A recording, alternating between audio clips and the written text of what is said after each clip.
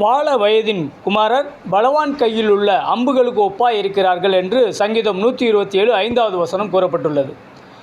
வாழ வயதின் குமாரர்னா ஒரு குடும்பத்தில் ஒரு வாலிப பிள்ளை இருக்கிற குறித்து தான் அந்த இது பலவான் கையில் உள்ள அம்புக்கு ஒப்பாக அது சொல்லப்பட்டிருக்கிறது. இப்போ பலவான் கையில் ஆள் நல்லா திடகாத்திரமாக இருந்து பலவானாக இருந்து கையில் ஒரு ஆயுதமும் இல்லாமல் ஒரு எதிரியை நீங்கள் தோற்கடிக்க முடியாது.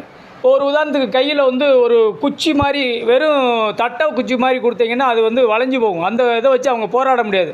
அதே ஒரு மூங்கில் தட்டை குச்சி மூங்கிலாக இருந்ததுன்னா அவன் சிலம்பம் ஆட முடியும். சாதாரண தட்டைக்குச்சியை வச்சு நீங்கள் என்ன பண்ண முடியாது, சிலம்பம் ஆட முடியாது.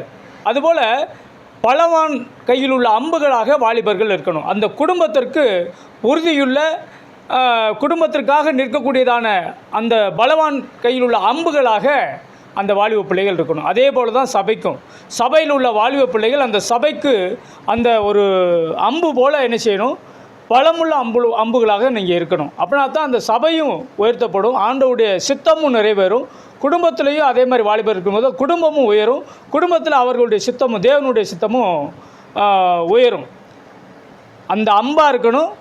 குடும்பத்திலையும் சரி சபையிலையும் சரி அம்பாக இருங்க, வம்பாக இருக்காதீங்க. கர்த்தர் உங்களை ஆசீர்வதிப்பாராக.